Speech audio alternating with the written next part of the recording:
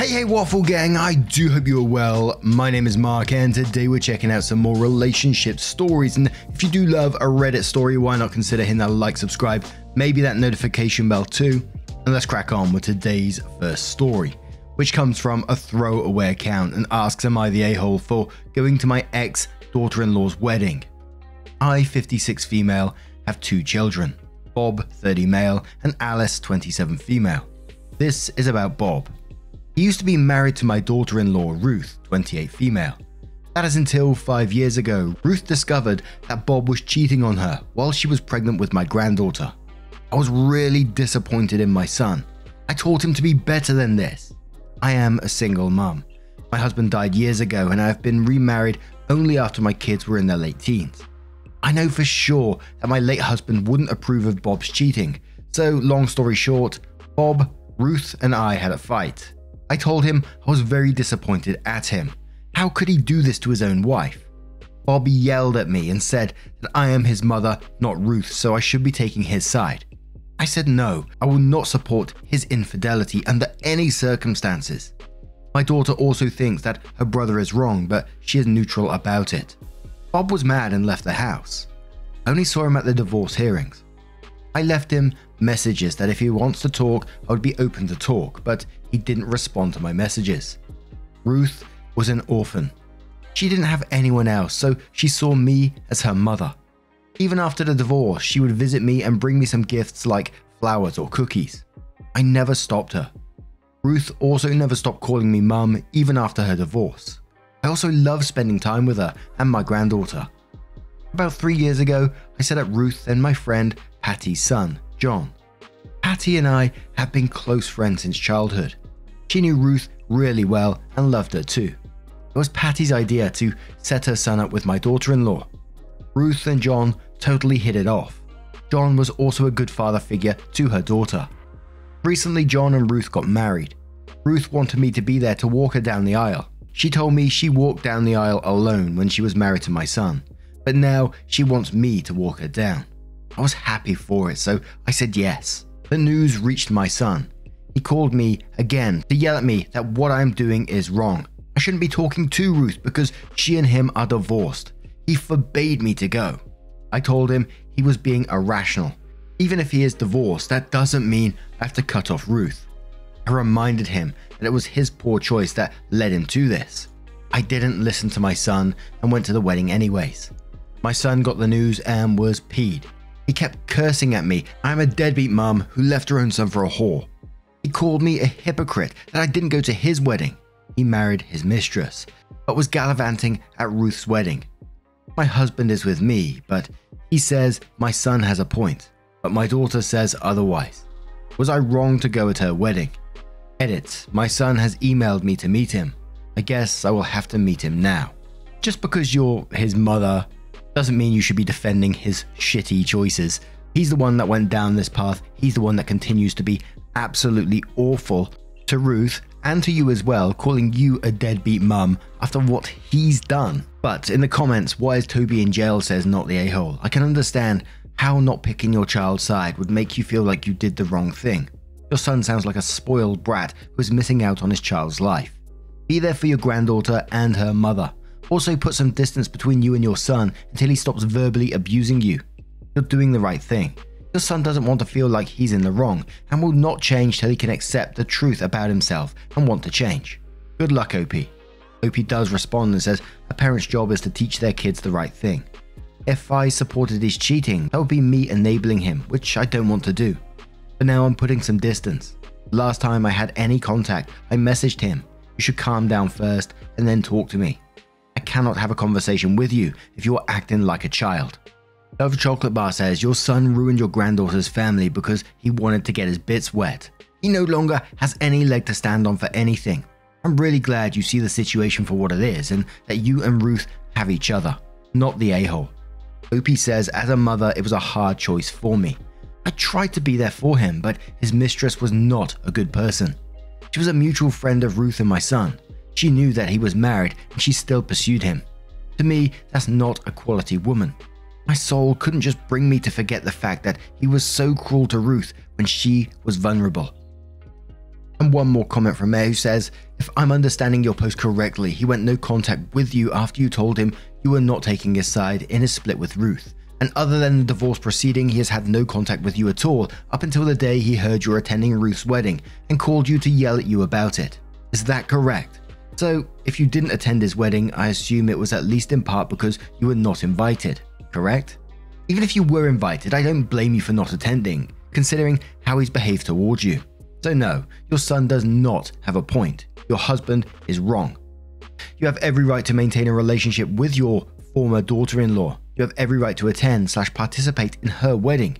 You just keep on doing what you are doing and let your son pound sand and kick a rock, why not? He sounds like a world-class douchebag. OP responds saying he went no contact with me because I was on Ruth's side. But after the divorce, he contacted me that he is getting married to his mistress. I was not happy about it. He ruined his whole family just for this homewrecker. I do think my son is more to blame on this. He tried to convince me to give his mistress a chance. I was weak. After all, I am a mother. So I caved and met them at a restaurant. I just can't stand her because she knew my son was married and yet they still continued the affair. I had this bad gut feeling about her. She seemed really rude to me. She even made odd comments that she was saving my son from a potential bad marriage. That was just it for me. I told my son I don't want to be at his wedding. He made his choices and I am making mine. And I chose not to be a part of his bad decisions. And after that, I had little contact with him. He would visit his daughter once a while, but most of the time he was absent. My late husband was a man of principles and integrity. If he was alive, he would be very disappointed at him. OP then goes to a different subreddit and asks the question, where did I go wrong? I, 56 female, have a son, Bob, 30 male. Along with him, I have a daughter, 27 female. My husband died when my daughter was only 5 years old.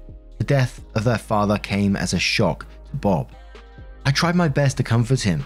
I took him to therapists and trauma experts. They all said he is a good boy and very well behaved. The only father figure Bob had was his uncle, my brother. He was a nice man as well, a man with discipline. Ever since my kids were little, I tried my best to be a good parent. I stopped dating for a long time so that I could focus on my kids. I gave them important lessons in life. I even told them about their dad. My late husband was a man of dignity and morals. He's the type of person who wouldn't sacrifice his morals to please people around him. I always tried to be both parents, but I guess I wasn't enough. My son started dating my daughter-in-law Ruth, 28 female, when he was 20. They met at a restaurant where Ruth was a part-time worker. I liked Ruth. She was a well-mannered and had a good heart. I told my son he picked the right woman for him. Bob was head over heels for her. They got married 2 years after dating. Ruth finished a degree early and got a job as a teacher at the age of 22. I noticed that my son didn't like it. He would complain about Ruth's odd hours, which I think was irrational because she was a kindergarten teacher. I explained this to my son that Ruth has her own life, a life outside his own. I told him if he had concerns about her time, he should take it up to her. He said he understood. Things were really calm for a year. A year later, they were having another fight. Ruth said that she wanted to pursue her master's. She is still young and wanted to do something meaningful with her degree. Honestly, I was in support. Ruth was a prodigy, but my son objected. He thought that it was a bad idea and that it would cause trouble. Now, I don't like to mix in their lives. I try to stay away from their conflict. That is until one day Ruth came to me and said Bob threatened to leave her if she ever tried to pursue a master's degree. I did give my son an earful, and honestly, I took it as an offense because I worked jobs to support my family. I worked hard and now I have my own business. It's just so disappointing to me that my son had such backward thinking. A few weeks later, Ruth came to me and said she was pregnant. She forgot all about her masters. I tried to be there for as much as possible.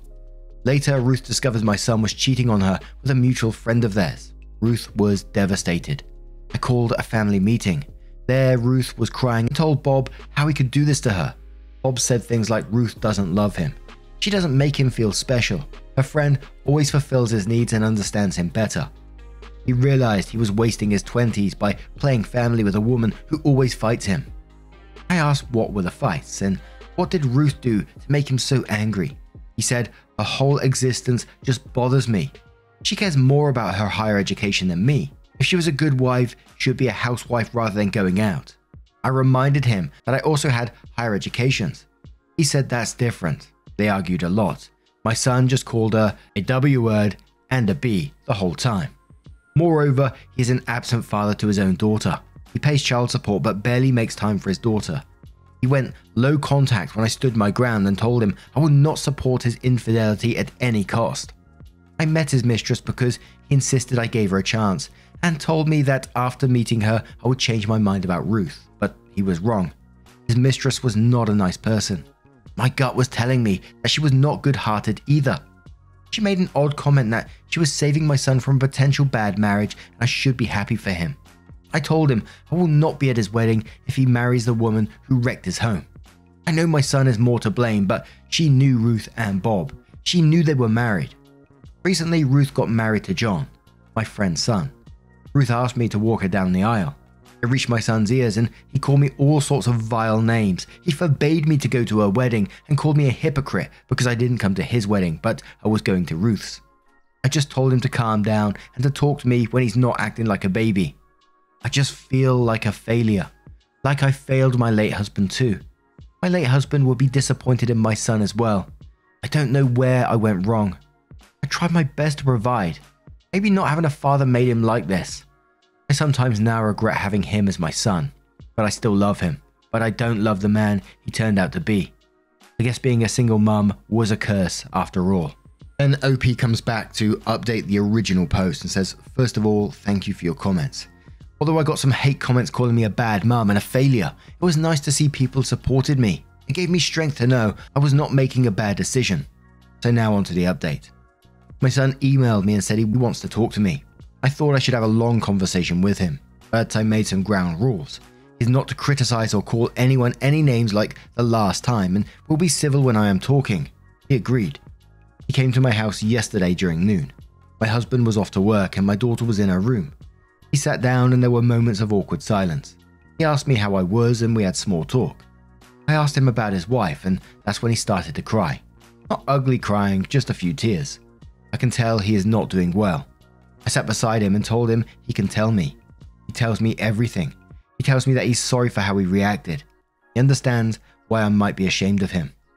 He later tells me his marriage is not going well, that his wife is nowhere near as good as Ruth was. Ruth took care of all his needs and loved him.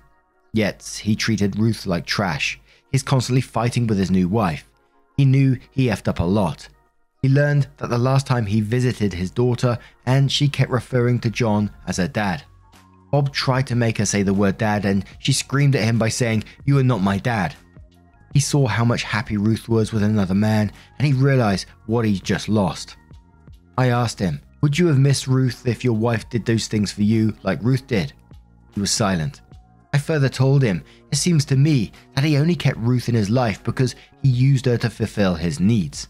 I explained to him about my relationship with his father. We were with each other, not because I fulfilled his needs. We were with each other because we loved each other. And that love didn't stop when one person was at the most vulnerable and weak.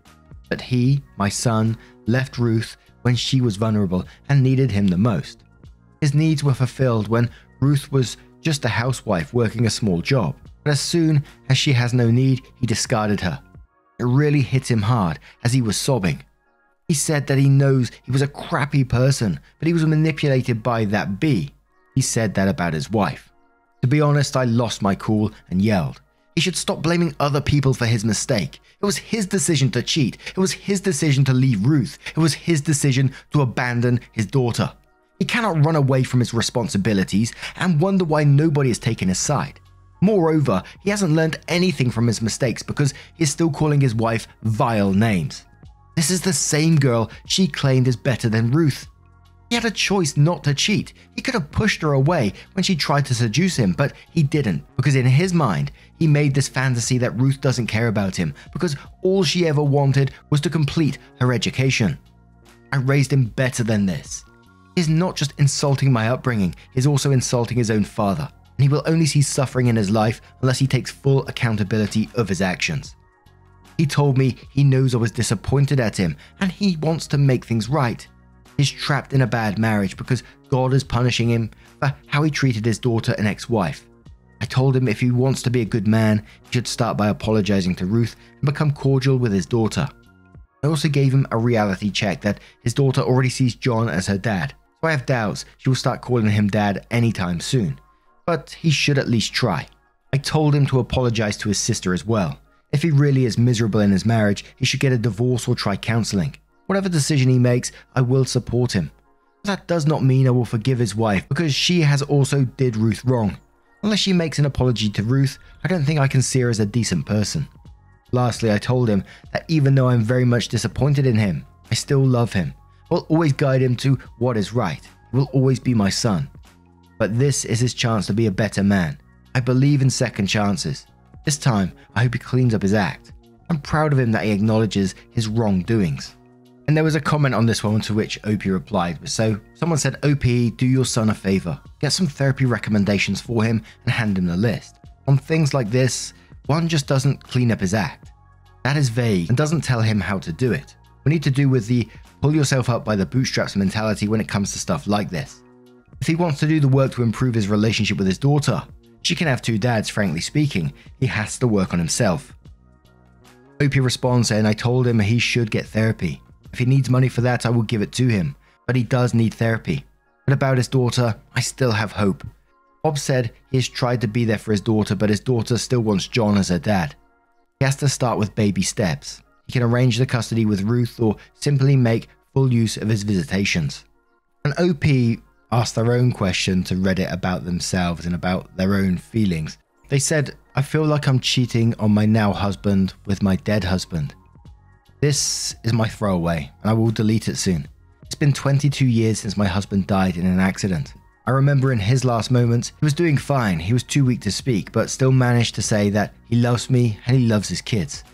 Me and my late husband have this thing where we would write a letter to each other once a year, and it has to be handwritten. In his last letter, he mentioned death. He said if death comes, then I should remember that he loves me with all his heart and he doesn't have any regrets. I guess he somehow knew this would be his last letter. I still have that letter. I still have a place for him in my heart. He was not just my husband, he's also the father of my kids. How can I forget him just like that? I didn't date for a long time, mainly because I focused on raising my two kids, but also because I couldn't find anyone even comparable to my husband. I met my now husband when my daughter was 15. My son was also 18 and in college. He is sweet, kind, gentle, and funny. He always has this positive outlook on life. After a long time, I had this butterfly in my stomach kind of feeling. I fell in love with him. We got married after dating for 4 years. My husband is also a widower. He also has kids who are a little older than my kids and left the nest early. I've built a second home with my husband. I'm happy and I love this man, and I want nothing more than to enjoy his company as much as I can. But lately, I've been going through some personal stuff with my son. It made me miss my late husband even more. His stuff is still in my basement. I couldn't have the heart to throw it all out. I still have his camera, his pocket watch, the Rubik's Cube he liked to solve, his books, and most importantly, his letters. I miss him so much, but sometimes I feel like I'm being unfair to my husband. He's such a good man. I feel like I'm cheating on him. I know it is not possible, but still, I try my best not to think about him. But I do. It's hard not to. Am I cheating? Is this normal? I don't want to keep my husband in the dark. I care about him. I respect him. He doesn't deserve a wife who cheats. Now, to me, I don't have first-hand experience about losing a husband, wife, or anything like that, but losing family members and grieving, which is clearly what's going on right here. But I always look at it this way, and I don't mean this in a patronizing way or anything like that or an insulting way. I always try to think of what my loved one would be thinking at that moment, how they would want me to be living my life. And it's not wrong to keep this person in your heart, to keep their love in your heart and still think about them, still keep their possessions, still talk about them. We've covered many stories where, people's lives have moved on, they've got remarried or whatever, and they still go visit their late wives, their late husbands' graves together because they're still a part of their family, they're still part of their memories, they still love them, and there's nothing wrong with that. However, I would say, if it's something that occupies your mind all the time and you're thinking along these lines, I always say grieve in your own way, etc. while it's healthy. And when it starts to become not so healthy anymore, maybe you should start seeking that grief counseling or something like that to help you get through it. Or talk to your husband. Like you said, he's a widower himself. He probably understands these feelings. I can certainly see, while everything we've read in today's post would bring up a lot of feelings, a lot of emotions for you, and it's probably flooding you right now. So don't forget to talk to someone, especially your husband right now.